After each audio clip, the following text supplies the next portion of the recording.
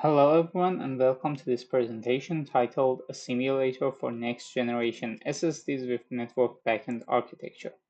This presentation will be given by me, Amir Mirzai, and the research has been done in HPCAN research group of Sharif University of Technology.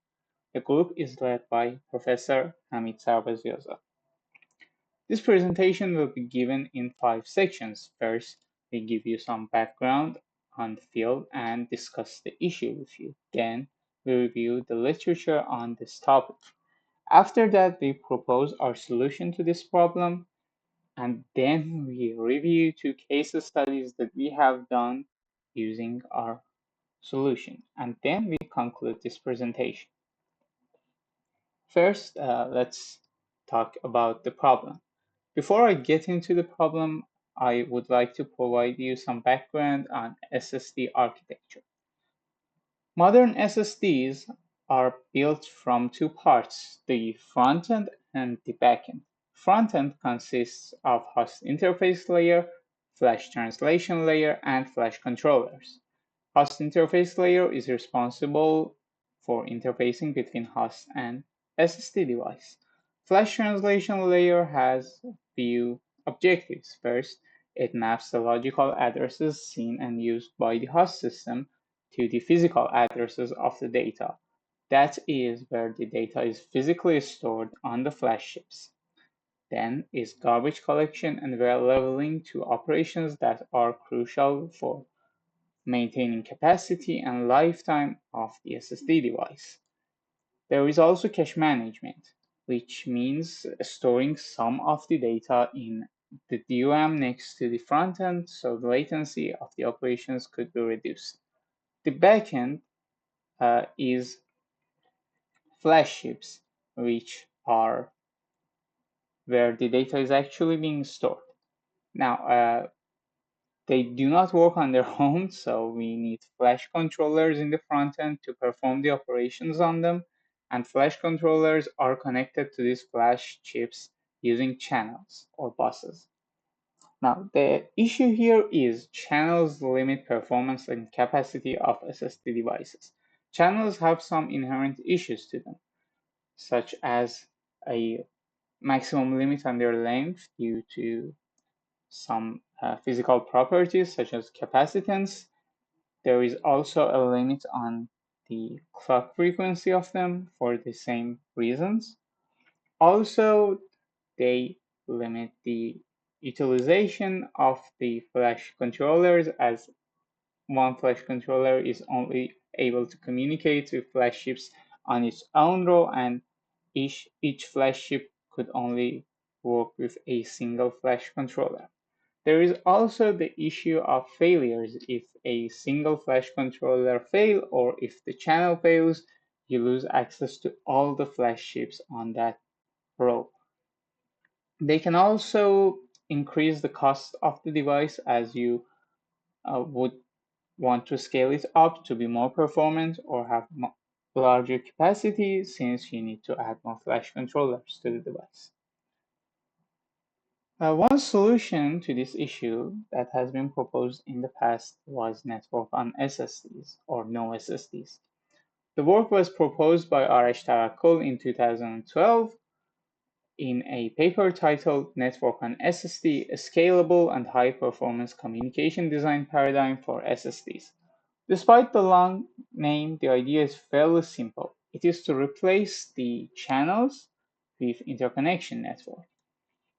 Now, doing so would solve many of the issues that I just mentioned, such as providing multiple pathways for each flash controller to be able to communicate with all the flash chips, thus eliminating the performance bottleneck or utilization bottleneck of the channels and avoiding the failures and losing access to flash chips. Now, since its introduction, this work has been improved upon by other research projects in various ways. So the issue here is simulation. Despite promising results from all of these research projects, there is no simulator that is commonly available that you could use to simulate those devices. Uh, This would make comparing results of these simulators, these research projects, much more difficult. Our work aims to solve this issue by providing a simulator for network and SSDs, which researchers could use to perform their simulations and work on this topic. Now, let's review the literature on this topic. As I mentioned, there is no simulator for network and SSDs. However, there are many simulators for SSDs and there are many simulators for interconnection networks, which our group has done an extensive survey on each of them. Let's start by SSD simulators. The table you see here is from our survey on the SSD simulators. It contains information like what timings they take into consideration. They are calculating the latency of the operations, which SSD components they model, and what abilities each of these simulators have. From all of these simulators, two were particularly interesting to us: MQSim and Simple SSD2, also known as AMBA. Similarly, we have compiled another large table for network simulators. In this table, you can see the release year of each simulator, what language it was written in, whether it is available as an open source software, and what output it gives you. Again, not all of them were interesting to us for this project. Three of them were, which are Xmulator, BookSim2, and SuperSim. Xmulator has been used in research on no SSDs in the past. BookSim2 is arguably the most famous network simulator, and SuperSim, which is another excellent simulator for interconnection networks. Now, as I mentioned, there is no one simulator for no SSDs. So how did the research projects that I mentioned simulate their work and gather results? There are two possible ways. First is tracing flash controller transactions. The way this works is that you simulate the SSD device, you record the transactions that happen between flash controllers and flash chips, and save them in a trace file. You then give the trace file to a network simulator. You simulate the network operations and gather the latency of those operations. You then add the latency offset to the latency of the SSD operations to get final latencies. Now, obviously, this is not the most accurate approach since it does not take into account the time that a flash controller has to wait due to the transaction not being propagated completely through the network. Another approach is modifying a SSD simulator and have it to simulate the network as well. Now, this is useful for smaller adjustments and modifications and is the standard practice for testing novel ideas. However, it would become less and less accurate for larger modifications. And since adding an interconnection network to the SSDs is a large modification, this would not be very accurate as well. Now, let's get to our solution. First, I like to point out the challenges that we were facing. First one was simulator verification. The way simulators are usually verified is that they simulate a standard real-world hardware, and they set the parameters of the simulators to be as close as possible to a real-world equivalent. They simulate the work that they also do on the real-world device, and then they compare the results and see how accurate their simulation is. Now, since no SSD is a novel idea and no real-world devices that uses network architecture exists to date, we have the issue of verifying the simulator and being sure of its results. Now, the way we tried to solve this issue was by combining two simulators. one for networking and one for SSDs. So we have an accurate simulation for SSD and an accurate simulation of the network. So the final simulator should be accurate as well. Next was complexity. We didn't want a complex solution, a complex simulator, which would make working with it more difficult for researchers and is likely to give rise to many errors and problems, uh, and diagnosing them and debugging them would be very difficult as well, or even noticing them. And last but not least was extensibility. Now, unlike the work in the past, which focused on simulating a particular setup, we want our work to be able to simulate many different setups, many different network topologies, routing algorithms, um, implementations of SSD devices, and so on and so forth. And we also want the researchers to be able to extend it on their own and provide their own ideas to the simulator so they can simulate their novel ideas as well. Now, as I mentioned before, we had to combine two already verified simulators to get to our own solution. So which simulators did we choose? First was MQSim, which we chose for SSD simulation. MQSim was released in 2018. It was initially developed in HPCAN Research Group and was later completed and published by Safari Research Group of ETH Zurich University. It's an event-based simulator written in C++ and is available at GitHub at the address you can see in this slide. When it comes to design, when it comes to being a clean and concise code structure, MQSim is a unique solution compared to the other SSD simulators. Next, we chose simulator for simulating network architecture. We chose SuperSim. SuperSim was also released in 2018. It was developed at Hewlett-Packard Labs. It's a fleet-level event-based network simulator, which is also written in C++.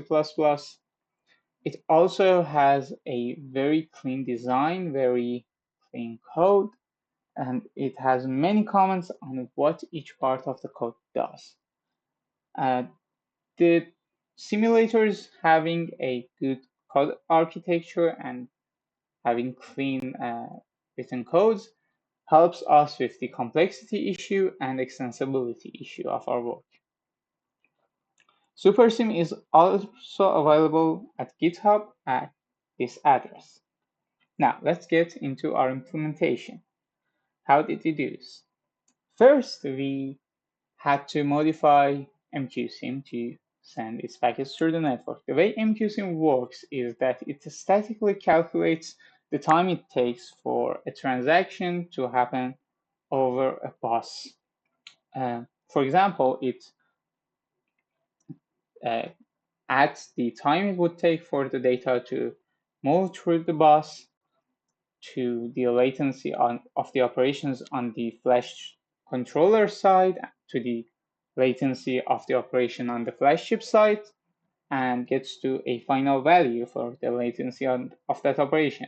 It then adds that to the current time of the simulator to get to a time in the future. On that time, it would register another simulator event for completion of that transaction right there. What we do instead is that we don't register that event there. We instead send that transactions through packets to the network and would wait for either all the packets to get injected into network or all the packets to get to the flash chip and then flash chip giving us a response and we receive that response to register the same event. Uh, how the simulator behaves, which one of these two ways it would go, depends on the config that you provide to the simulator. It's a simple parameter that you can easily change.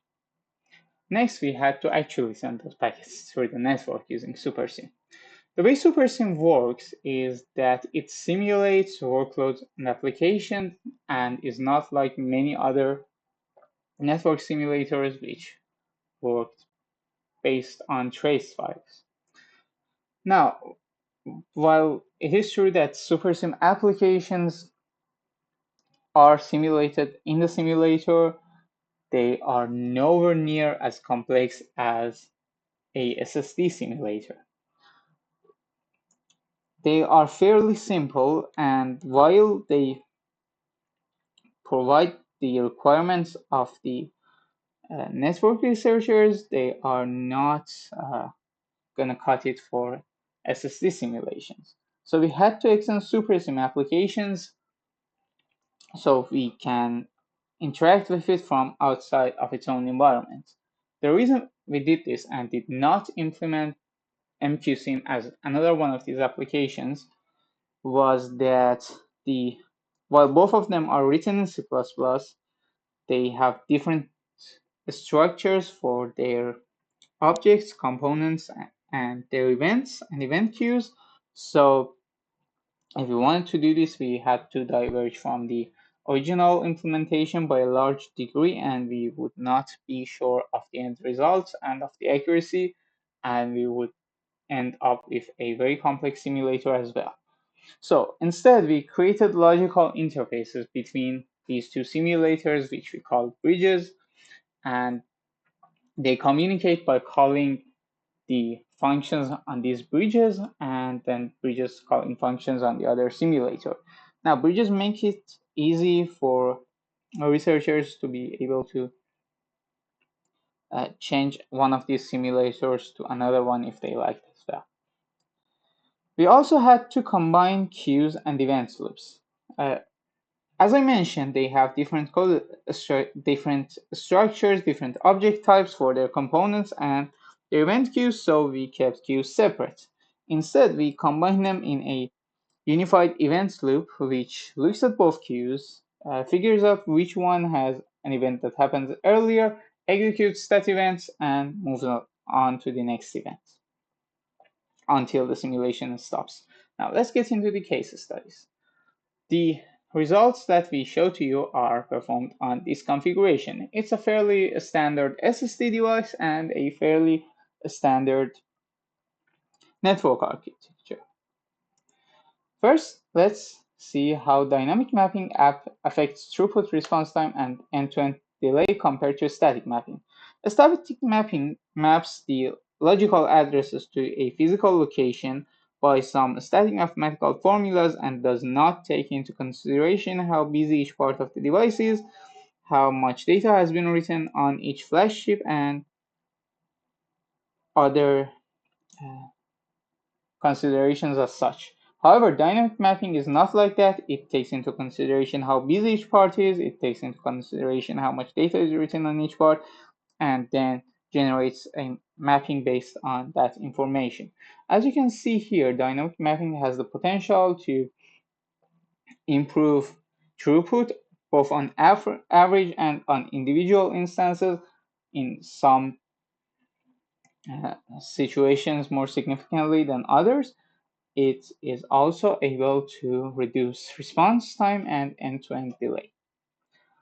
Next, let's see how it would affect latency of operations based on the routing algorithm used on the network. We here see how dimensionally ordered routing would compare to Dualto routing, which is a more complex routing algorithm. As you can see here, Dualto could reduce the latency of the operations all across the tape here. Now, let's conclude this presentation.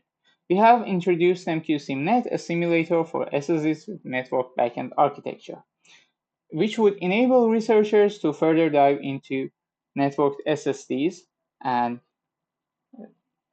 perform their research on network topologies, routing algorithms, how work distribution between flash controllers would affect the operations, and many more topics. It would be also easier to compare the results of them.